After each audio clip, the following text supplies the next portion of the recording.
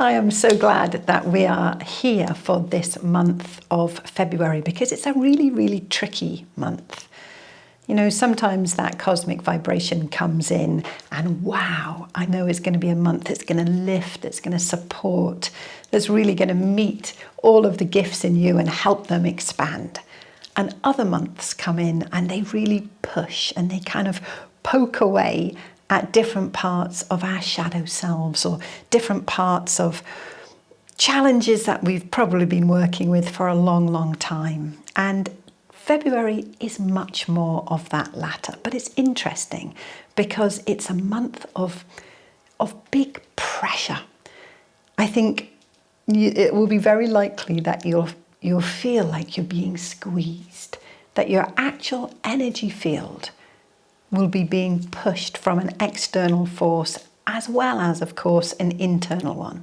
Now, energetically, there's so much that I could say about the pressure in your body system and how really our entire balance and equilibrium is all about how that pressure internal is in relation with the external pressure. Yeah? Think of yourself as an amazing balloon, an energy sphere. And if that pressure is too much on the outside of the balloon, it might pop. Or if that pressure inside wilts or gets too much, then the balloon may pop. So this month is all going to be about how do you manage pressure? How can you meet it? And this ice blue vibration of this month, it's really beautiful because actually it gives the potential for that pressure in a very alchemic, very transformative way. This vibration has a lot of what I would call magic in it. It has that potential for profound shifts, profound movements. Now, often when we meet that kind of energy, it's hard work. And what I'm going to suggest to you this month is that actually, I don't even want you to hold that intention of hard work because actually this month calls for you to move beyond that paradigm. It calls for you to begin to engage with a very different part of your energy field. So I want to talk about these different parts, just enough for you to get that understanding of what it is that you're actively looking for or looking to connect with this month. So I'm going to divide it into 3 different sections. And the first part of it's a way that your energy field moves, okay? I play with different words. I might talk about energy fields. I might talk about a vibration through your energy field. And probably that latter is more correct. You have your amazing, cohesive, interconnective energy field.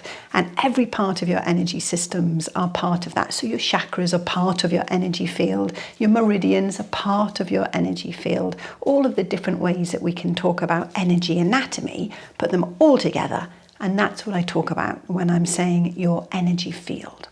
So this cohesive creation of you, of your energy, can move in different ways. And the 2 I really want to talk about here is the habitual energy field and the creative energy field. And pretty much the names express what they are. When you're in your habitual energy field, then everything is operating on a much more regimented, we'd say physiologically you're in fight or flight at that point, yeah? You're in your survival, your protective system. That's that habitual energy vibration. Things are moving in a kind of in a steady progression of survival.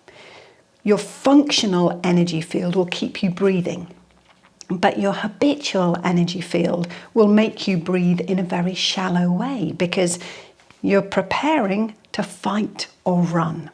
And it's a difficult concept, isn't it? Because nowadays, thankfully, very few of us are ever in life-threatening situations. So in a logical way, this concept of fight or flight, this survival aspect, doesn't make much sense. But for your evolutionary energy, then it makes perfect sense. It's the way that you respond to stress, that you respond to pressure.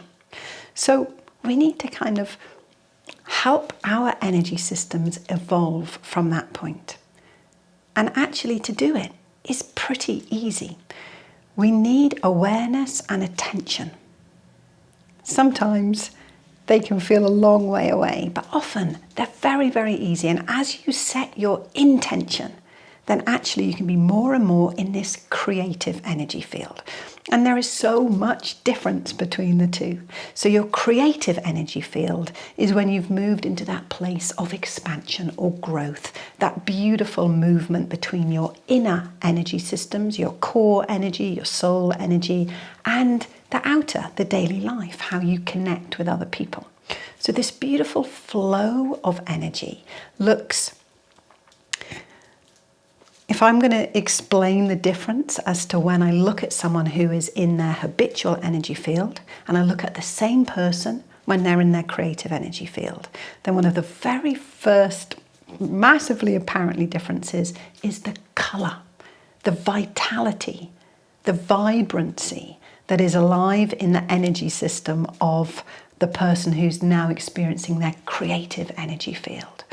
And it's not just vitality or vibrancy, it's not colour, it's a moving, it's a dynamism in it. So when I look at that same person in their habitual energy field, then a lot of that colour has gone. There's a flatness to the field, and we know that feeling, don't we? We know those times when we're just kind of getting through the day and everything's become tight, everything's become restrictive. And we know, hopefully after a good night's sleep, we'll feel better the next day. Or maybe after a good laugh, we'll feel better. We know that it's not permanent, and yet we're still in that place and we can't move beyond it. So what I want to really help you explore this month is how to make that switch in the moment. Not rely on that laugh from a friend, or not rely on that night's sleep, although they're both big gifts in themselves. But how do you, the second you identify that you're in that habitual energy field, how do you switch it? That seems to me the big question of this month, because the pressure of this month, this amazing kind of centrifugal pressure, think of it as an alchemic pressure. Everything's kind of being squished inside you. And actually that pressurized aspect to your energy system can help you switch into the creative. Some of our greatest creativity, our connectivity, comes through that need to respond. So that responding is going to be really key this month of February. So one of the things that I see always switches, so let's start there, always switches the field from habitual to creative is gratitude. And you know that. There's been so much research done on gratitude. We know that when we move into that feeling of gratitude, then something happens in us. And that something is that switch. Because when we feel gratitude, and especially when we feel it and express it through the system, and I'm going to get to that in a minute, then we connect into those places of the radiance that is always within you. Your energetic core, your soul energy is always, always, always radiant. It's always in its most magnificent beauty. And there's a point when that internal core energy begins to move through the body system. And this month, that point, that fusion point, how I see it, that point is going to be pressurized. And so actually it's the opportunity for even more of your radiance to come out fully in your system, and for it to be carried more easily, more deeply because of that pressure. So that place of meeting between what I would call more of the internal soul energy and the connective soul energy. That place of beauty, of radiance, of you being able to shine your own light out into the world, out into your world, your day, your own energy. Sometimes when we get talking about shining your light or living your life to the fullest, then that can be interpreted as a pressure that you have to in some way perform, do something magnificent. That's not what I'm talking about at all. I'm talking about you shining your own radiance into yourself, into your day. So when we work with gratitude, gratitude lives, it activates in that place of fusion. And when we begin to think about the gratitude, when we bring intention and attention to it, then that gratitude flows through your system. And as it flows every time, it switches from the habitual energy field into the connective and the creative energy field. So that's what we're going to look at, how to do that. So the exercise that we're going to work with, and I'm going to encourage you to work with every day for the rest of your life, because it will continue to move you into that amazing creative field where really anything is possible. Recovery from trauma is possible, probable, in fact. The ability to remember your soul and to live that soul purpose. I wouldn't even say probable, I'm going to say definite. If you're living in that creative energy field, if you're actually moving, anytime you move into the habitual, if you can easily move out of it, and you can, then wow, your life is so totally different. And that's not to say you won't ever experience stress or be pushed into fight, flight or freeze at some point. It's highly likely that you will be. But the ability to move out of it as soon as you're aware of it becomes transformative in every way. So let's think about that gratitude. Maybe you already have an amazing gratitude practice, and if so, keep doing that. If not, this is a great one to try. And we're going to work with 9 breaths. 3 breaths between you thinking about something that you feel grateful for. And when you do that, so let's say that I'm looking at my 2 dogs on the sofa as I'm filming this, and they've been around me a lot this morning. So let's say I'm going to feel grateful for my dogs, okay? You choose something that you want to feel grateful for today. Once you've got that to mind, and it can be big or tiny, can be gratitude for the breath that you're breathing in. It can be gratitude for a person. It can be gratitude for the fact that the sun has risen today, even if it's cloudy and you can't see the sun. So choose something. Once you've got it, then it's about beginning to kind of release the energy of gratitude in your body. So the first thing you're going to do is take 3 breaths while you just think about. You can pop your hands over your heart if that feels good to you. While you just think about that. So for me, I'm just thinking about my dogs, about the joy of sharing my life with them, of the silliness, of the fun, of the love, of the companionship. So as I'm thinking those thoughts, as you're thinking about what you feel grateful for, your energy system will be doing amazing things. Stress will be dropping out of it. You can't be in that field of gratitude and the field of stress at the same time. It's not possible. So stress will be immediately beginning to ease and drop out of your system. But more than that, you're beginning to kind of stoke that core energy where that gratitude is housed. You're beginning to connect into it and stoke it. And I would say that the more you work with gratitude, then actually the more you're able to live it as a place of being.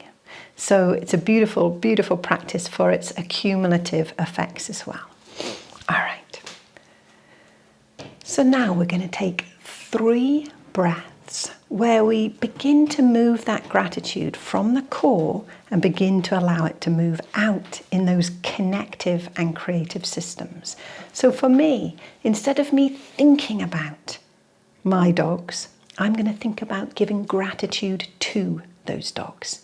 And you can do that whether it's for the sun, whether it's for a person, an ancestor, no matter what it's for, the food on your plate, no matter what it's for. You can begin to express that gratitude. And of course you can use words, or you can just visualize, think about, feel into extending gratitude out towards that person.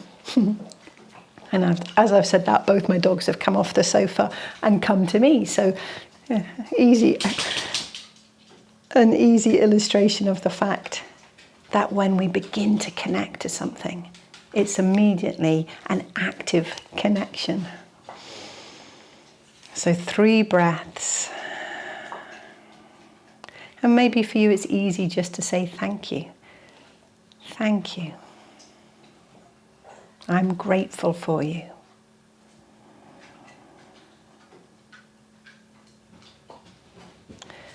So we've gone from the inner core. We've begun to move it through our body system, through our energy system.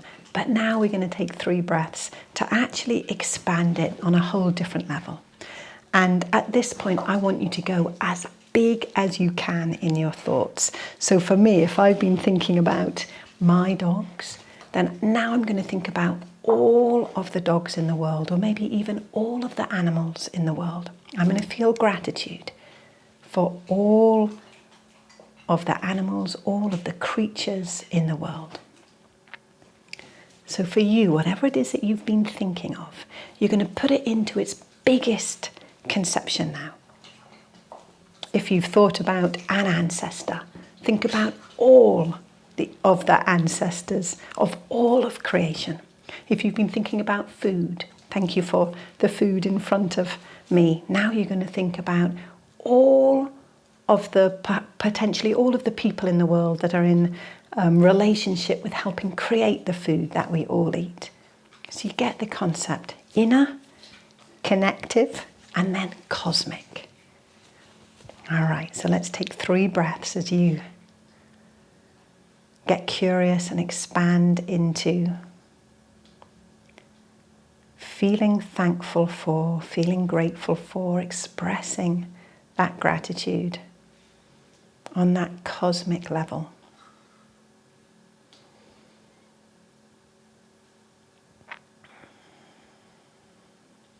Okay, so generally 9 breaths is going to take a minute and a half, depending on the length of your breath.